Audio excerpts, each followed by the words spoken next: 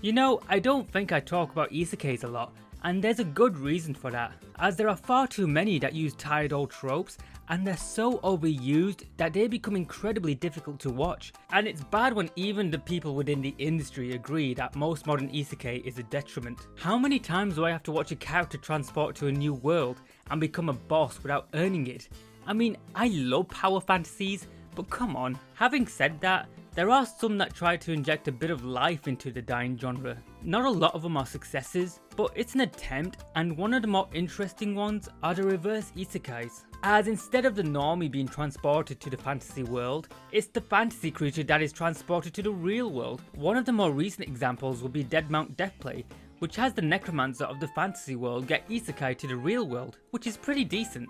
However, there is another show this season which has a fantasy creature living in our world and offers a more light-hearted perspective with a touch of tragedy.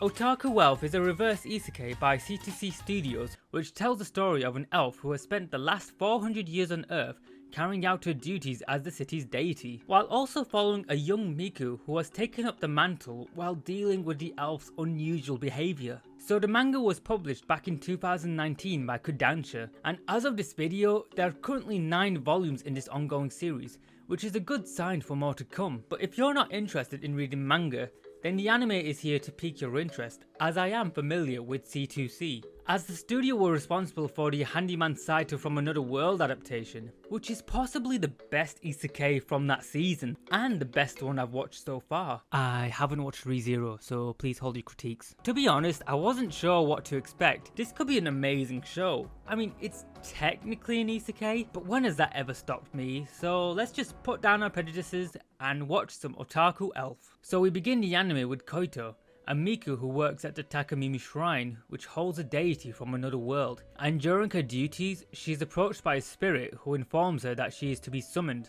So she rushes over and finds the deity is in fact an elf who greets Koito gracefully as she makes her request.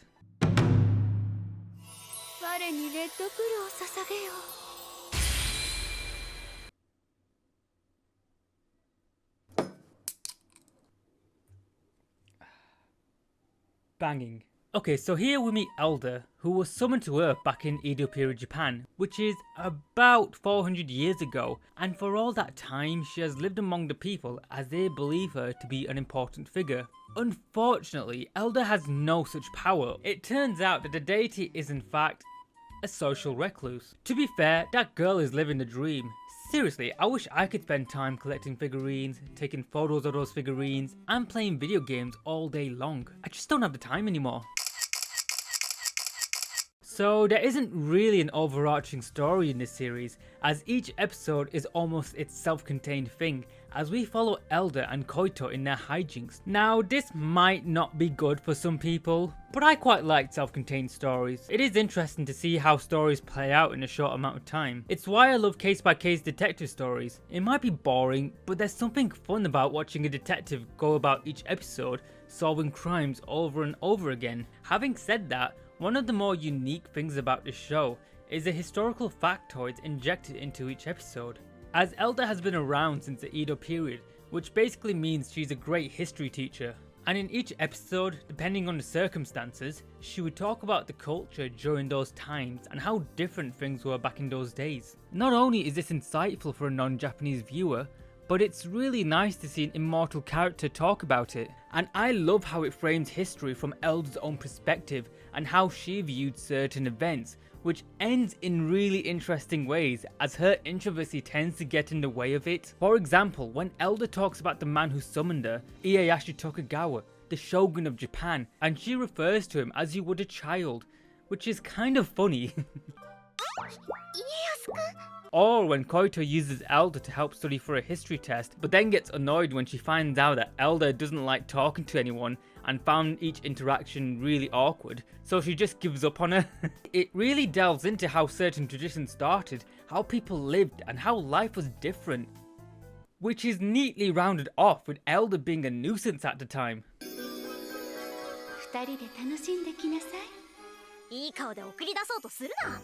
And watching the show, you can really see that she hasn't changed much. Although despite her recounting the times in the Edo period, I was starting to get very curious about her time in the 30s and 40s. You know, during the war. I guess that would be too dark for this story. But Elder is definitely something, and speaking of, this show really puts an emphasis on its characters, mainly with Elder and Koito, since the two contrast in ways that puts them at odds with each other.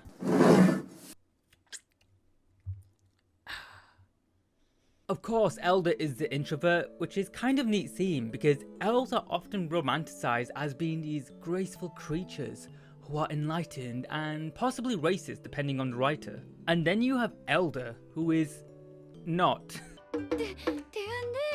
It's safe to say that Koito got a reality check. Speaking of, Koito is the new Miku for Elder, who had inherited the role from her mother previously, and Koito is the exact opposite of Elder in every way, as she's a straight and narrow teenager who aspires to be seen as a mature and beautiful adult, even though she's still very much a teenager. But she takes her role of Miku very seriously, even if it means buying bags and coats which are far too mature for a girl her age. But because of her serious demeanour, she is given the difficult task to put up with Elder and make sure she doesn't get her own way, whether it's limiting her Red Bull cans to 1 per day, or forcing her to carry out her shrine duties. And it works really well here, as each of them act as the other's foil, showcasing how different they are, but how their differences can bring them together in the best of times. It would have been easy to make Elder a completely spoiled elf, or Koito this bitchy stuck-up girl, but the show really lets these guys breathe and enjoy each other's company. It's very similar to Buddy Daddies, as the two main leads are polar opposites, but because of their contrast, it puts them at odds with each other, and it somehow works. Also, I don't bring up voice actors up a lot, but I really like Elder's voice actress, as she gives her this breathy yet quiet voice, since she speaks in a way that when she gets annoyed or heated, she gets more breathy, which is something you see when people who don't get mad a lot.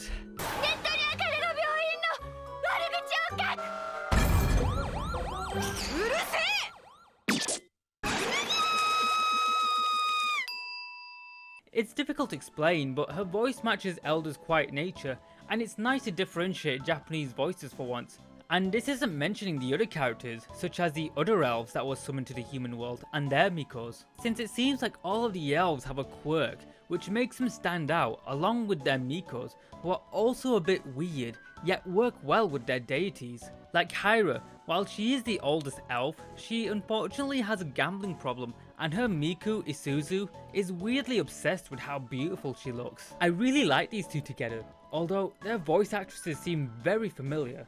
Hang on. Okay, it turns out the voice actresses also voiced Soletta and Prospera in the new Gundam.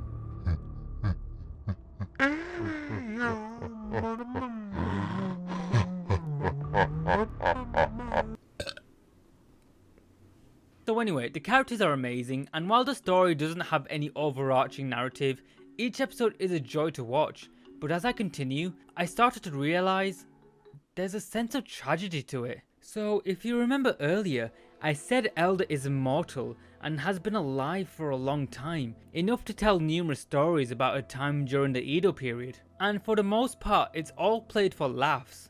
But then you think about it, like how she refers to people in the past tense and the occasional glances she gives Koito, which seem almost motherly. I think the biggest giveaway is in the OP, where we see Koito and Elder walk side by side, and we see Koito grow into this young woman, while Elder stays the same. Here we get a glimpse at what Elder and the other elves would have to live with, as they are forced to watch all their loved ones eventually die. That is such a horrific thought. Imagine that the people you live with have an expiry date, and you don't. That would make anyone close themselves off, because why would you go through the heartbreak of watching the people you love die over and over? Would you even see the people around you as people anymore? Or just insects that you can play with until they die? Now the anime does touch on this lightly, although it focuses on Koito's perspective rather than Elder's, and you could argue that Elder's nature would have stemmed from this horrific truth. But despite this, I don't think she's lost her sense of purpose, as here she is 400 years down the line, still carrying out her duties. Sure, she's lazy and the community spoils her, but you get the feeling that with all the hardships Elder has to go through, she is still able to take it in stride, despite the fact that the people around her will be gone in a few decades. In fact, many people in the community praises Elder for this, saying how despite everything changing, Elder is the only one that doesn't change. And now she's become this pillar, despite dealing with the anguish of not getting the prize she wants, despite not having more than one Red Bull a day, despite not having the privacy of playing games all day and being a slob. Oh, for God's sake, Corridor, just let her be. For real, this is such a fascinating perspective on immortality, and thinking about this made me enjoy Elder's character, as you can see that despite her eccentricities, she's a kind person who will do anything for the people she loves. So there's no spoiler section because there isn't really an overarching plot in this show, so I'll be leaving it here. Otaku Elf might not be a massive hit compared to other shows, but there's still a lot it can provide, from the comedy related to otaku culture, the interpersonal relationships between the two main leads, and the tidbits of Edo period history, which can be insightful for someone who gets most of their information from watching anime.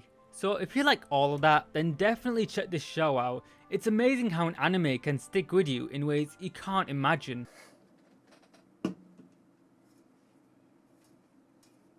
Later that night. I think drinking those Red Bulls were a bad idea.